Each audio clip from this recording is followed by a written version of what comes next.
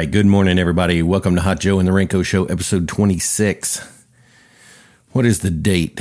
Today is May the 6th. Yesterday was Cinco de Mayo and a good friend of mine, Dan's birthday. So, it is yucky outside today. We got a little bit of rain going down. It's cold. I think when I came in here, it was 50 degrees. The chickens are doing good outside. They're getting big. The ladies are, they're probably that tall. I think they're 6 weeks old now. 10 weeks, I'm supposed to start feeding them grower finisher, like a more adult food. Last night, they were all in the coop, and they've learned how to get in and out of the coop by themselves. They run in and out. So, ladies are doing good. Let's all have a little hot Joe. Or I'm cheating. I'm having tea. Irish breakfast tea. It's delicious. All right, so we're going to do a little something different today. We're going to, we're not going to talk about coronavirus and all that stuff. Ugh, right? Let's talk about something more fun and something a little more near and dear to my heart. Let's talk about survival gear. Now, I'm not a prepper. But I think my days in scouting, kind of being an Eagle Scout and Order of the Air and all that stuff kind of got me prepared for just kind of being prepared, just kind of things that I like, right? Let's see. Got this little thing that sits on my desk all the time kind of to remind me. Once an eagle, always an eagle. And you can't soar with eagles if you hang out with turkeys, as we all know. So I thought what we'd do today is I'm just going to go through some of the things that I keep on hand. I don't really call them survival gear. I call it more being prepared. So the first thing that a lot of people, besides myself, like to either collect or just have around, you can hear them all clicking open, are knives, okay? I have a lot of knives. This isn't even close to how many knives I have. I just like them. I like having them around and also use them every day for work. So for work, this is what I would use. I've got a lot of different varieties of these. They're all a lock blade configuration, right? So some have clips, some I take the clips off, whatever. These obviously hold box knife blades, easy to replace. You just take them out. So that one, I like this one too because it's a one-handed version. So if I'm just doing stuff, this one also kind of cool. You can cut cordage or your seatbelt if you were to get in a car wreck or whatever. You can, but it's nice because your hand's not exposed to it. But you can open it with one hand and close it with one hand, which makes it nice. And it does lock in your pocket. So until you push this button and flick it open. So that's one of my favorite ones to kind of carry. So I'm getting text messages from people. I like this one very much. This is a buck knife. I think it's called Red Bud or something like that. So this one can open and close one-handed. It says lock blade, also has a clip. Got a nice little bottle opener here on the end. Not sure how effective that is. You don't really need a bottle opener. You just need any kind of fulcrum to open a bottle. So here's another one. This is more of a work knife. Again, this is a one-hander. This one's from Milwaukee. Yeah. So same thing, folds up nice.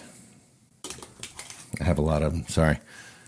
Another one. This is a Husky. This is got a plastic handle, which is really nice. Again, one hand open and close.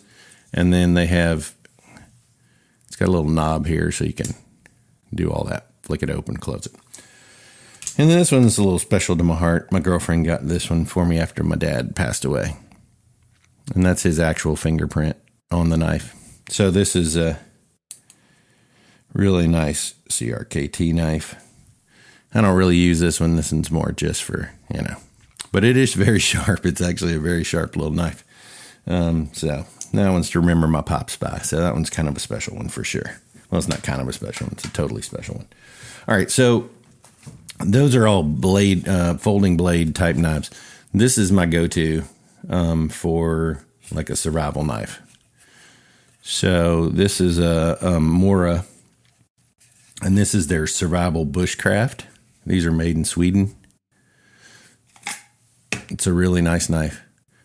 It's got a rubber handle, so it's like super grippy. You got to stop here to keep your hand off the blade. Thing I like about this is the top of this is a complete 90-degree angle, and it's very thick. So it also comes with, see if I can get this out.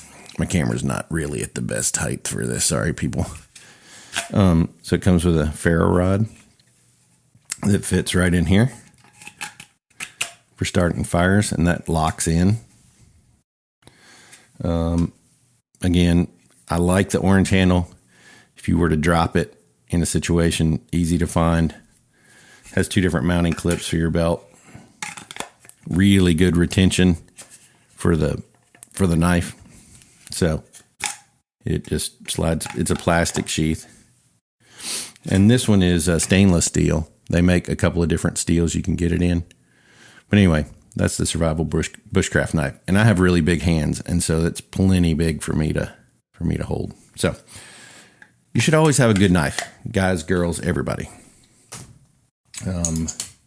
This is like, this style would be my like everyday carry, like just in my pocket if I'm not working, because it's easy to get in, easy to get out. And then of course box knives are when I'm working. So I always have a box knife. And the other thing I always have, a Gerber Multi-Tool. This to me is like, this is a must-have. Whether I'm working or not, this is generally always on my hip unless I'm going to the airport, which I hate flying anyway. So I usually ride my motorcycle wherever I'm going. This one's got screwdrivers, Phillips head, flathead, serrated, hole auger. And then it's got a regular blade. Got a bottle opener, another big screwdriver. It's got a ruler here on the side. And all of it's really functional. I mean, it's not they're not the greatest knives or whatever, but so, and you just push those, slides in. Now it's locked. So you don't have to have a Gerber. I also have a Leatherman that I like. It's very similar to that. All right, so that kind of covers blades. So I just wanted to, like, I'm big into fire starting too. So one day I think I'll film me doing a fire starting with like a bow drill, and we'll start a fire with just wood and a bow drill and my shoelace or whatever. So, the other thing I liked about this Mora, there's a sharpening right there, actually on the sheath too. So you got a fire starter, a sharpener, and then a really nice blade, rubber handle. So this is a really nice knife. Not crazy expensive either. You don't have to spend a lot of money to get a good knife. So this has got a fire starter, which Ferro Rods I really like. So basically, I'm not going to do it in here because this thing throws off huge sparks. But you take the back of your knife and rake it like that, and it'll throw very large sparks. Sometimes these Ferro Rods are kind of cheap. This one's actually very good. It throws off some huge hot sparks. So that being said, let me look down here in my little box of tricks.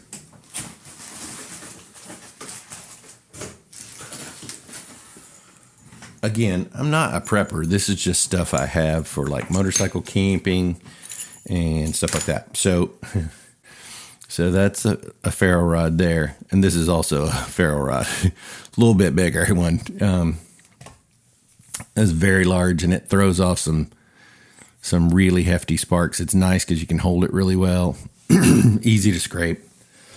Excuse me. No corona, just pollen. Forgot to take my allergy medicine this morning. So anyway, Ferro Rod, get you some tinder, start your fire.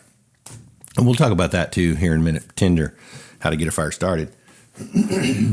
These are one of my other... I'm so sorry. My throat is just nasty this morning. Here's one of my other favorites. This is a little magnesium block. It's got a little cheapo scraper. I usually don't use those, but you can. It's effective. It's serrated on one side, and then flat on the other. And so what you do is you scrape off a little pile of magnesium, it burns at crazy temperatures. And then this actually has a ferro rod attached to it. So you can use this little guy. Well, you obviously take it off the chain, but you can strike like that, and that'll create sparks that go into the magnesium, and those light up great. These are great because they can get totally wet, submerged, and they still work fine. Same with these. Water does not affect them. One of my other favorites, and it's controversial. Some people like these, some people don't. I love these. This is a little Fresnel lens, premium grade. It's just a little magnifying glass. Hey, look at there. Do. But this has a little, it's got like a little scale on it and stuff. Just good as a magnifying glass, just so you can carry these in your wallet. It's flexible. They're plastic. But this thing will concentrate the sun like you wouldn't believe. You can go outside and hit a leaf with this thing, and it's up in flames in seconds. Now, it only works if you have direct sunlight, whereas a ferro rod or whatever will work wet whenever, overcast, cloudy, whatever. But these do work, and they're very nice. And the thing is, like, you can buy these on Amazon for like a 10-pack for like next to nothing. So then you can just put one in your wallet. I mean, it's literally like a credit card size. Slide it in there. It's got this protective case. It's great, right? So if you're at a restaurant and you can't see because you're getting older, use this. So that's another good fire starter.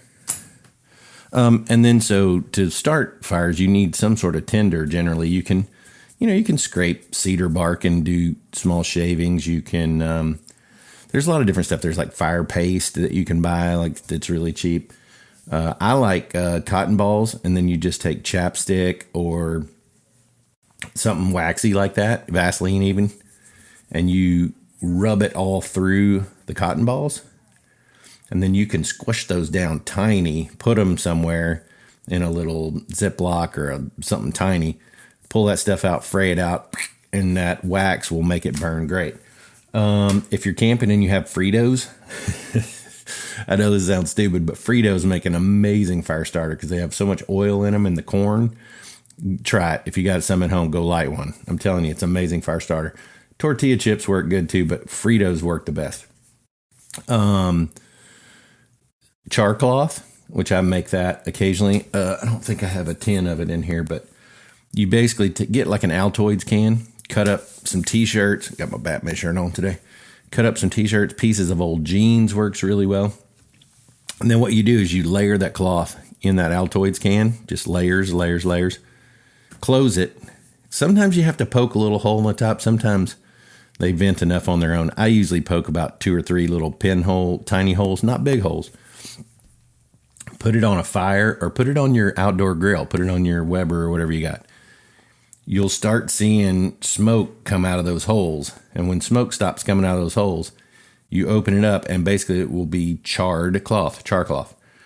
And you flick any kind of spark onto that and it will it'll carry a spark forever. I mean, it's really cool stuff. It's easy to make, super cheap. I'll probably make some later today maybe because I got to do some work here in my garage. So maybe if it stops raining, I'll fire up the grill and make some char cloth. Maybe I'll film that. What else? I mean, there's a ton of different fire starter. You can, little tabs and all kinds of different stuff that'll take a spark. Why am I focusing on this? This is just part of, with going on with all this virus stuff.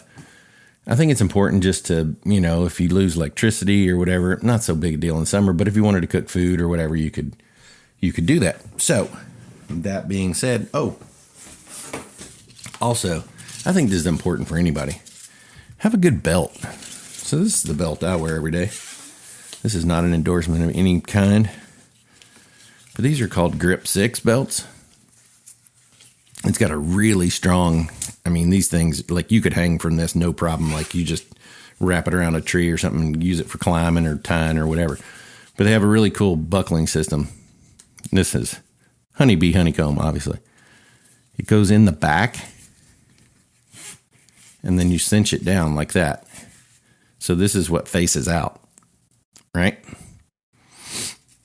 And then if you want to take it apart, you just pull it out. And then these buckles are interchangeable, and you can get different color belts and stuff. Anyway, that's a Grip 6 belt, and they're good for clipping knives onto. I can actually use this as a gun belt too. So my everyday carry, I can clip to that and know that it's secure and strong, and not real super bulky, but they're good to. You should always have a good belt. All right. Let's go into this. All stuff that came out of my motorcycle. So in my motorcycle panniers, I always carry first aid stuff. So I think it's always important to have a good first aid kit. This is one I got off Amazon. It's a AAA kit. It is loaded with stuff. I also added some additional things. I added a compass. I added a snake bite kit to this one. Stupid stuff, like I added some Tums. But it came with, scissors and tape and bandages. It's got an emergency whistle. I added some, I think this is super important. I added some of this liquid skin. I can't tell you how many times I've glued myself back together. So, but it's got gauze, and actually I say I added some skin. I added three things of liquid skin. I cut myself a lot. Yeah, so I added, it's got gauze, it's got gloves, sting relief. It's got all kinds of medicated pads and cleaning pads and sterile alcohol and all that kind of stuff. Now, these things do have an expiration date, so you kind of have to watch that. So, what I like to do is if I know a kit's getting a little bit old, I'll just move it into my house and start using the Band-Aids and use the stuff out of there so that this doesn't get old. And then I can just keep this case and reload it with bandages and all the stuff that I want. So, important in general just to have. I carry this in my motorcycle with me at all times. I have another one that stays in the house. I've got one that stays in the camper. I know it sounds like I'm over prepared, but certain situations will arise when you need stuff. And that being said, this was kind of a sad reason that I ended up getting this, but this also rides in my motorcycle. This is a Cpr Mask, and then I added a bunch of nitro gloves. This stays in my motorcycle too, and the reason being is I came across a crash one day and had to give CPR, and I did not have a mask. But I just said, Lord, if this is how I'm going to get sick, then I'm sorry, but I can't let this person not have CPR. So that being said, I gave them CPR without a mask, which I don't recommend. This one has a CPR resuscitator mask with oxygen inlet. And it's adult, child, or infant. So these are inexpensive, man. Chuck one of these in your car. So you'll always have one. Anyway, not to be morbid. Sorry, everybody. But it's just important. All right, so one of my other afflictions of collection. This light is a little funky over here. Sorry. This is a crazy show today. This is one of my other things that I have. If you walk around my house, you will find about 800 of these. They're everywhere. Headlamps. See if I can do this without blinding everybody. So this one has a lot of different functions. We got green lights. We got red lights. We got a center light. Got two sides. This one is a Lux Pro. I'm not endorsing them either, but this has got a nice tilt feature, so when you have it on your head, you can, I just think when you have your hands free, it's great, be able to work on stuff, whatever. Now, I also have the industrial size.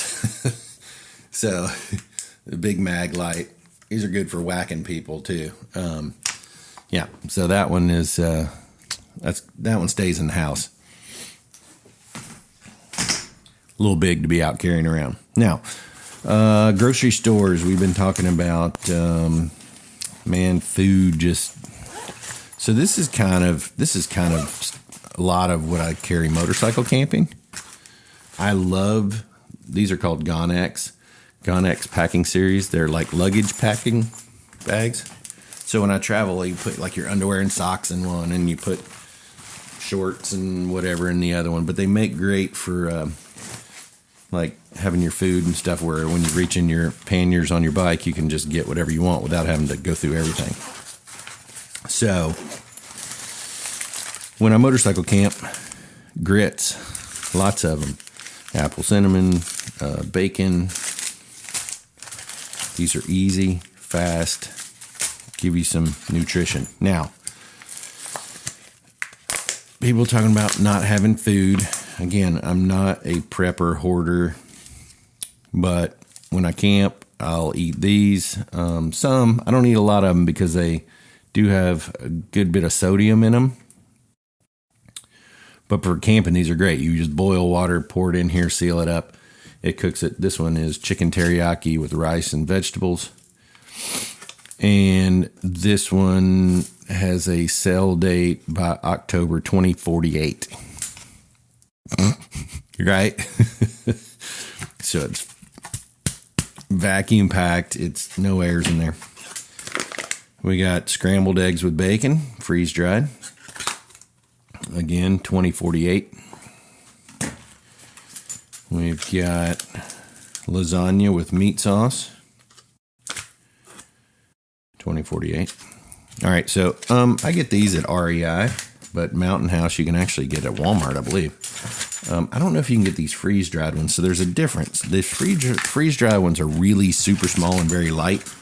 So when you're motorcycle camping, that's kind of a must. Sorry about all this noise.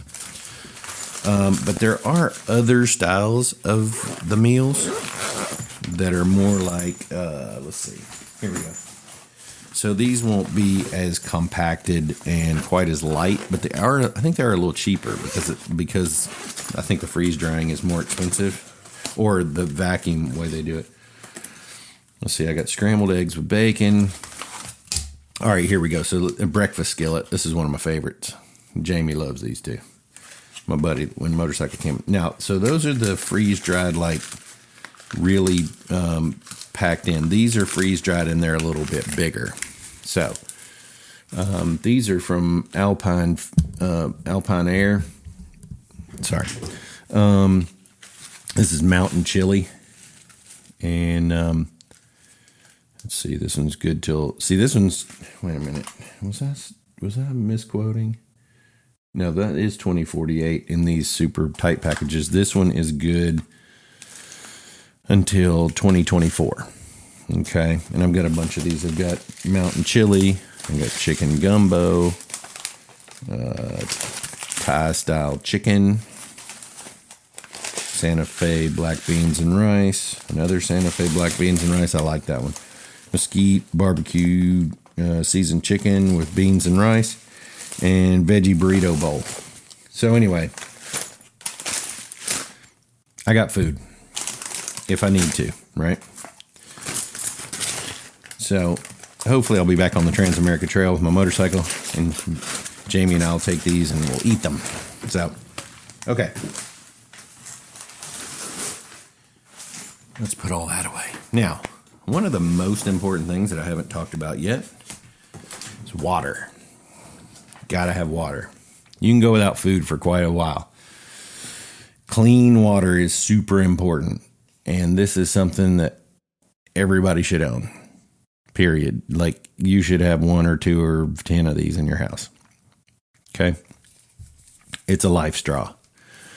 You can basically walk up to any stream, river, puddle of water. You put this down in the water, come drink right out of it. And the water tastes fine. It's better if it's cold. But I have their little information packet here.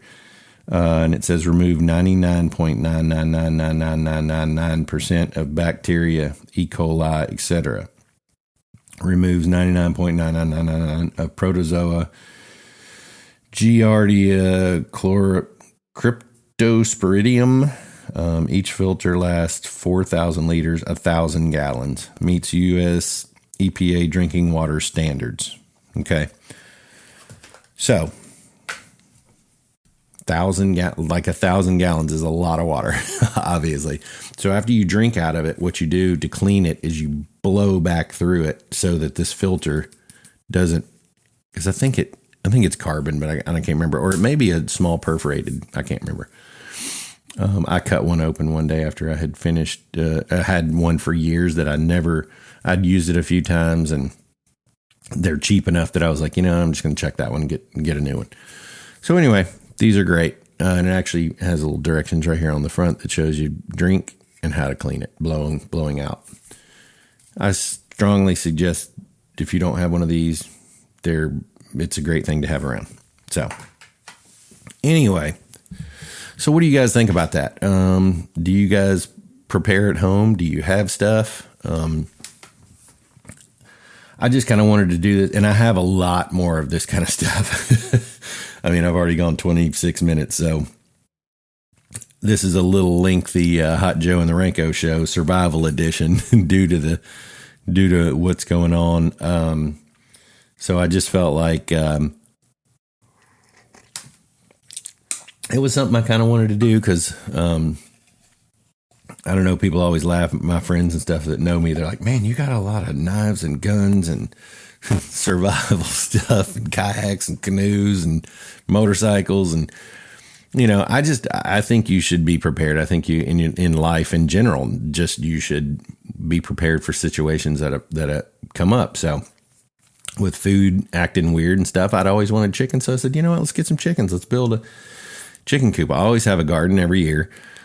I've got, this year we're doing broccoli, and we've got asparagus, and we've got squash and zucchini. And then of course got my honeybees. So we got honey there. I've got hop garden, cause I brew my own beer. And last night I put 4 pounds of meat in marinade. I'm making jerky today. So, I think it's just important. You got to be self-sufficient. You got to, if you're relying on everybody else for everything, that's not good. It's not good. The great thing about stuff like this, where we're off time, man, get on YouTube, learn some skills, go learn how to start fire with sticks. You can go right out on the internet and YouTube. There's 80 billion videos on how to start a fire. It's a good skill to know how to do. So I hope you guys have enjoyed this. Please comment below and let me know what you think. If you'd like me to do more of these type videos, I'd be happy to do that. I think the rain is stopping. I got to get to work down in my garage. All right, guys, I love you. Hope you have a great day. And as always, like my pop says, can't soar with eagles if you hang out with turkeys. Y'all have a great day. I love you.